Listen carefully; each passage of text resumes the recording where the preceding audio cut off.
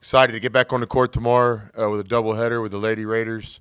Hopefully, it could be a great night of basketball for our fans. Knowing 8 o'clock tip's kind of late, but really asking people to come out tomorrow. We need your help.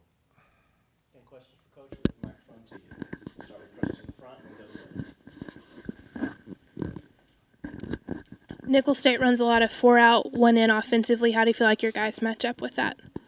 And Nicholls has a tough team. They've got a big 7-foot center that plays all over the floor. He's a great passer, has a 2-to-1 assist-to-turnover ratio. They've got several good shooters, and so they do spread the floor on offense, so it's going to be a real challenge for us. A lot of the things they do offensively are the same things we try to do, so we're hoping there'll be some carryover from the way we normally play to trying to defend Nicholls.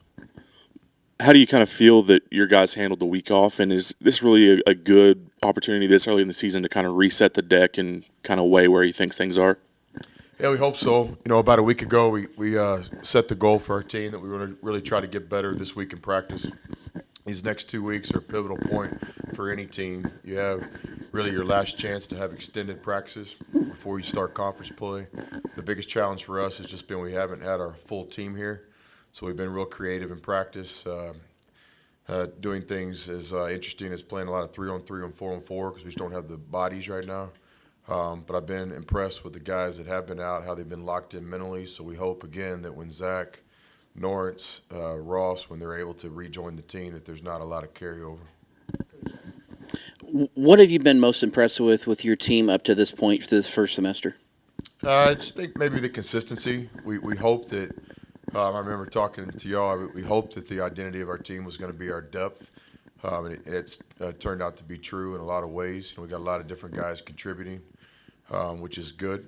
I think that we've proven that we can be a good defensive team to this point in the season. We played against a lot of different styles. So there have been a lot of positives to this point. Did you have to kind of balance doing a lot of prep work for this game and working on your team individually with this week off? And how do you feel like the team managed that off schedule for that? Yeah, exactly. So, you know, the balance between preparation for the next game and practicing your own team to get better is always kind of a give and take thing. It obviously depends on how much time you have between games. So when we get into Big 12 type situations where you only have 2 days before, the majority of that time is prep work, trying to get ready. But again, this is an interesting part of our season because we did have some time this week to take a step back and just work on us. So literally the practice schedules earlier this week were a lot like they were the first and second week of practice, getting back to a lot of the fundamentals. And then we've really paid a lot of attention to Nicholls the last 2 days.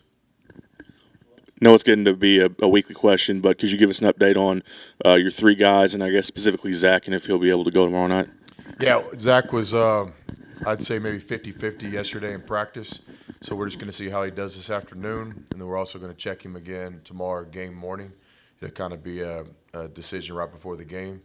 Ross rejoined the team yesterday in practice for non-contact only, shooting, getting up the floor a little bit. So it was great to have him back. He's such a spirit guy on our team, and I know it kind of elevated practice just seeing him again. And then Norrance is getting real close. Norrance hasn't practiced yet, but he is starting to move around a little bit in his rehabs. So, again, we're hoping that we get Zach back as soon as possible. We're hoping that Ross might even see some action first semester. And then we're hoping that Norrance, you know, is able to play first Big 12 game. Devin has done such a great job taking care of the ball, getting people involved. I know after last game out, you'd kind of mentioned that you put a lot on his shoulders and kind of challenged him. How did you go about challenging him, you know, to become an even greater point guard headed into this season? Well, it started with a lot of truth telling. You know, I always thought like job transitions are hard. So you get here, you look at the roster. People have a misconception. You know, the new coach comes in, is he going to keep you or not? That's not it at all. I've never, gotten rid of a player. What you do is you have conversations with players. You tell them the truth. This is where we see your game. This is where we see your opportunity. Then it's up to each player to embrace that challenge or to find a better opportunity. And I think with Devin, you know, it started with just some real candid conversations. He was not, pleased with his role last year. He's a great team guy. He's not selfish, but he wasn't pleased individually. He wanted to do more. And so I watched a lot of film from him last year. And then when we hit the ground running on the floor, I just tried to give him feedback every couple of days where I thought he might be able to fit in. And as I've said before, he quickly earned our respect, just the way he embraces basketball and the way he embraces life. I mean, he's a winner. He's our kind of guy. He fits into our culture completely. So we went from, yeah, you're going to have an opportunity here to you could really be an impact player. And I still think the ceiling's high. I mean, Devin's playing well right now, but I still think there's some more that he can do for our team. And so it's exciting to think about him. You know, I wish he wasn't a senior. I wish I had more time to coach him, but I'm enjoying every day. Chris, could you speak to Devontae Harris, number 0? I know he's only played in 8 games and been kind of in and out in the doghouse, but he's averaging 16 for them so far. Yeah, very talented player. Almost single-handedly beat Boston College in their first game of the season.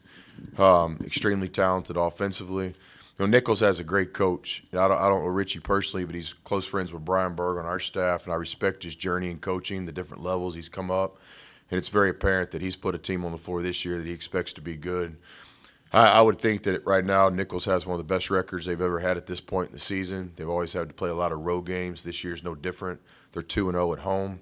They've won three games on the road. They beat an ACC school in Boston College. So we have a lot of respect for their team. I have a lot of respect for their coach. And we'll have to play well tomorrow night. Got time for a couple more. We'll start with Sean. Coach, where do you feel that you are with this team as non-conference is coming together and as you're getting slowly ready for Big 12 play? Yeah, it's a good question. It's something I think about all the time. I mean, I already mentioned some of the positives this year, but it's also what's looming. We all understand what the Big 12 is all about and how good the Big 12 is every year. And so that question's yet to be answered. Are we ready to really compete in this league? I know this. To this point, we've controlled what we can control. You know, we play the games that are in front of us. We try to get better in practice. We've overcome some adversity. But again, this is a pivotal 2-week time for us. We've got a 3-game season right now with 2 home games and 1 road game at Richmond. And then we have the ability to come back after Christmas and practice 4 days before the Big 12 opener. So it's an important part of our season. Where we're at, I understand the question, but I'm just like everybody. Until we start seeing our guys really compete at that level, there are a lot of questions. You talking about Devin and Keenan playing off the ball a little bit. Is that something you envisioned way back looking at this thing in the summer, that he could really score and be kind of hunt his shot a little bit more? Yeah, absolutely. Because I was noticed in Keenan's game. To me, Keenan's a scoring guard. And I thought he did a great job for Tubby, what was asked of him, running the team, and the formula there worked to perfection, right? They make the tournament. But I thought early on, just seeing Keenan in workout, especially when I got on the floor with him hands-on, that this guy could really score the ball. So you think about, well, is there any way we can play a combination of 2 guards together? And then Devin plugging away, earning our respect, playing well, getting a lot of confidence. Keenan always being the ability to score. It made a lot of sense to play those 2 guys together. Anything else?